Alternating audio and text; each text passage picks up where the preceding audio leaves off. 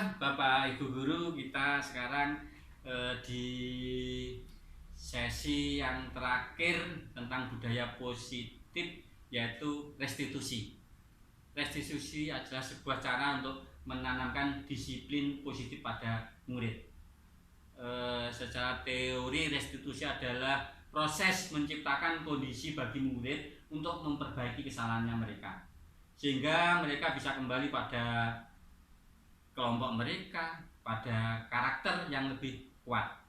Nah, restitusi juga adalah proses kolaboratif yang mengajarkan murid untuk mencari solusi untuk masalah dan membantu murid berpikir tentang orang seperti apa yang mereka inginkan dan bagaimana mereka harus memperlakukan orang lain. Ini beberapa teori dari Gosen, Chelsom Gosen, ya, Chelsom Gosen. Nah, jika suatu murid ada yang bermasalah atau berbuat tidak sesuai dengan apa yang kita tentukan, keyakinan yang telah kita buat tadi, apa sebaiknya kita lakukan? Kita bisa menerapkan namanya segitiga restitusi. Apa langkah-langkah kita? Segitiga restitusi apa langkah kita? Baiklah, mari kita mulai. Ketika anak-anak ada yang berbuat salah, sebenarnya kita tidak bisa ya memotivasi anak itu untuk menjadi baik, benar tidak bisa. Kita hanya bisa menciptakan kondisi agar mereka bisa melihat ke dalam diri mereka. Kita harus mengajari mereka untuk menyelesaikan masalah mereka sendiri dan berusaha mengembalikan mereka ke karakternya yang lebih kuat. Nah, apa-apa langkahnya dalam segitiga restitusi itu? Ketika ada suatu masalah, yang pertama kita lakukan adalah menstabilkan identitas. Nah, anak-anak kita beri pernyataan untuk menstabilkan tersebut. Kalau kita mengkritik dia, maka kita akan tetap membuat pada posisi gagal. Maka dari itu kita meyakinkan si anak dengan tujuan bisa menstabilkan identitas. Contohnya seperti apa? Kalimat-kalimatnya. Kita misalnya ada anak yang merasa bersalah. Berbuat salah itu tidak apa-apa. Kan kita tidak enak ya mendengarnya berbuat salah tidak apa-apa. Tapi ini tujuannya adalah menstabilkan identitas anak itu supaya anak itu tidak jatuh dulu. Kita maklumilah kasarannya. Tidak ada manusia yang sempurna. Nah, kita memaklumi kan atas perbuatan anak tersebut. Saya juga pernah melakukan kesalahan seperti itu, anak. Nah, itu kan dia kemudian berpikir, oh iya ya, ternyata tadi begitu. Dari dirinya sendiri kita bisa menyelesaikan masalah ini, nak. Nah, gitu ya. Ini posisi dan sisi pertama, menstabilkan identitas. Jadi anak itu supaya stabil dulu, distabilkan identitasnya. Nah, selanjutnya apa? Di sesi kedua, validasi tindakan yang salah. Divalidasi tindakan salah anak itu. Tadi seolah-olah kita maklumi, sekarang divalidasi. Validkah anak itu melakukan kegiatan ini? Nah, bagaimana kata-kata yang kita sampaikan dalam restitusi ini? Bagaimana? Nah, seperti ini. Supaya padahal kamu bisa melakukan yang lebih buruk dari ini loh. Udah nggak salah ngomong lebih buruk dari ini loh. Nah, ini supaya dia stabil ya. Stabil. Oh, saya enggak jatuh, lebih buruk. Berarti saya lebih baik dari tadi. Ini ada diambil sisi positifnya. Nah, terus ada lagi berarti kamu pasti punya alasan mengapa melakukan hal ini. Kita tidak boleh langsung tampil, ditanya dulu. Pasti punya alasan dia. Misalkan waktu itu habis kamar mandi ke kantin, pasti ditanya dia punya alasan. Akan jawab, Pak, karena saya lapar, Pak, saya ngantuk. Nah, gitu ya. Pertanyaan lagi, kamu patut bangga pada dirimu sendiri karena kamu telah melindungi sesuatu yang penting buatmu. Nih, nah, kamu boleh mempertahankan sikap itu, tapi kamu harus menambahkan sikap yang baru. Misalnya dia ngeyel, boleh, tapi tambah sikap yang baru, yang lebih baik tentunya. Ini menstabilkan identitas. Ini validasi tindakan. Nah, dia akhirnya dari divalidasi dia akan ngaku itu. Oh, berarti tindakan itu valid.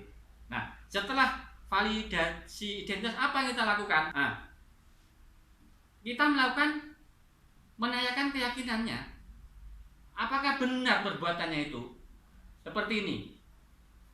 Ayo, apa yang kita percaya sebagai kelas atau keluarga? Apa nilai-nilai yang telah kita sepakati bersama kemarin? Nah, apa nilai-nilai? Kemarin misalkan saya tidak akan meninggalkan, saya mengikuti pelajaran dan baik, itu nilai-nilainya itu. Ternyata ini kan keluar. Nah, ini menanyakan keyakinannya.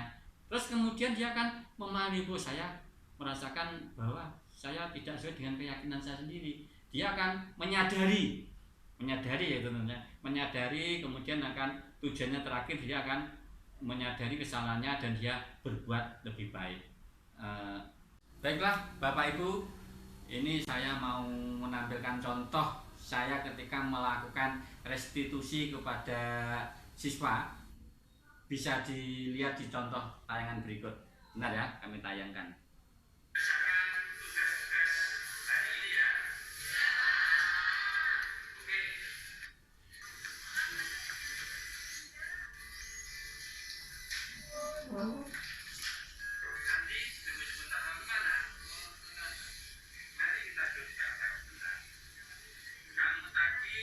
Nah, ini menstabilkan identitas. Jadi kalau ada masalah, identitas distabilkan dulu supaya anak itu bisa mengakui, mengatakan, dan identitasnya tidak jatuh.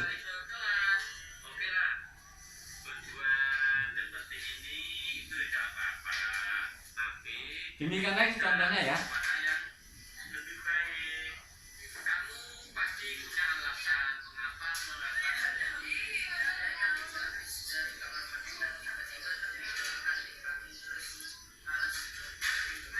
Nah, bagaimana? Bapak Ibu? Nah, setelah distabilkan identitas, diidentifikasi.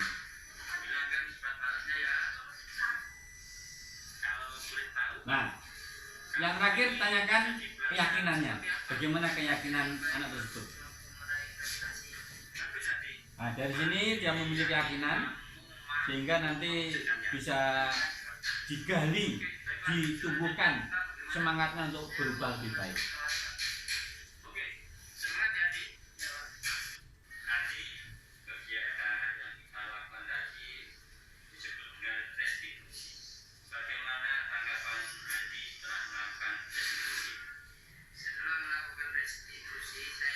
Nah, ini tadi contoh ya. Demikian tentang segitiga restitusi ya, ada 3. Yang pertama, menstabilkan identitas, validasi identitas, dan menanyakan keyakinan. Mari jika suatu ada masalah, kita terapkan segitiga restitusi ini Bapak Ibu ya. Insya Allah ini akan membuat situasi lebih baik pada murid kita. Baiklah, Bapak Ibu ada yang ditanyakan? Silakan, ada yang bertanya? Ya, Bu Yeni silakan. Ini bagaimana ya Pak ya, misalkan jika anak itu saat direstitusi tidak mau mengatakan apa adanya, ini bagaimana kita menanganinya Pak? Ya, baik, terima kasih atas pertanyaannya. Baiklah, pertanyaan yang bagus sekali dari Bu Yeni. Bagaimana, ini saya catat tadi ya, bagaimana jika anak tidak mau mengatakan apa adanya ketika direstitusi ya. Ketika restitusi itu anak itu diem, tidak mau ngomong. Sepanjang pengalaman restitusi itu jarang gagal ya, jarang gagal karena ada tahap demi tahap dan anak itu menyadari akhirnya apa yang telah saya perbuat itu kurang tepat. Nah, akhirnya dari yang terakhir itu keyakinannya dia di sini dapat digali, dapat dimunculkan keyakinannya sehingga akhirnya dia itu dengan kesadaran dirinya sendiri akan merubah beberapa tahap dalam restitusi. Tahap dalam restitusi dan antaranya adalah menstabilkan identitas. Nah, identitas dia distabilkan, begitu ya. Dari sini dia akan mengalami pemahaman identitas menjadi stabil yang kemarin, yang sebelumnya takut atau bagaimana menjadi stabil. Setelah itu kita lakukan yaitu dengan validasi tindakan yang salah tadi, divalidasi apa benar begini, mengapa demikian. Nah, setelah itu kita tanyakan keyakinannya. Dengan kita komunikasi cara kita bertanya, menyampaikan pertanyaan sesuai dengan tahap restitusi itu dari pengalaman banyak orang jarang gagal. Sehingga jika anak diem aja ya kita harus gali, kita tuntun supaya dia mau mengatakan apa yang kita inginkan seperti tahap-tahap restitusi. Demikian ya jawaban dari saya. Baiklah, terima kasih. Ada pertanyaan lagi? Bu Gusnul, ada pertanyaan bagaimana? Silakan. Yang jawab mestinya Tidak apa-apa, silakan. Santai, kita santai kok. Ini ya. Ini ya, silakan. Ketika ada siswa, dia benar sih memang penyakit. Contohnya, dia anaknya orang punya, Ya. minta uang ke orang tuanya juga nggak kurang-kurang dikasih, berapapun mintanya dikasih. Ya. Tapi ketika dia itu melihat barang temannya atau uang temannya, dia tetap mencuri. Oh gitu ya. Ya, seperti itu. Ya. Nah. Ya. Nah. Itu apakah itu bisa juga dinamakan penyakit? Iya. Terus cara mengatasinya bagaimana? Itu aja ya. Ya. Terima kasih. Pertanyaan bagus sekali ya. Kita harus mengetahui apa tujuan anak itu mencuri. Kalau itu memang tujuannya sebagai kesenangan, memang dia itu ya memang senangnya seperti itu. Atau mungkin dia mengharapkan perhatian dari Bu Gusnul, itu berarti kebutuhan cinta kasih, gitu ya. Kita harus menggali apa yang dibutuhkan anak tersebut. Bukan berarti dia nanti apa itu buruk, kita harus gali dulu ya. Kita gali pendekatan seperti apa, nanti insya Allah kita dapat jawabannya itu. Terima kasih, pertanyaan bagus. Ya. Tepuk tangan ya. Ya.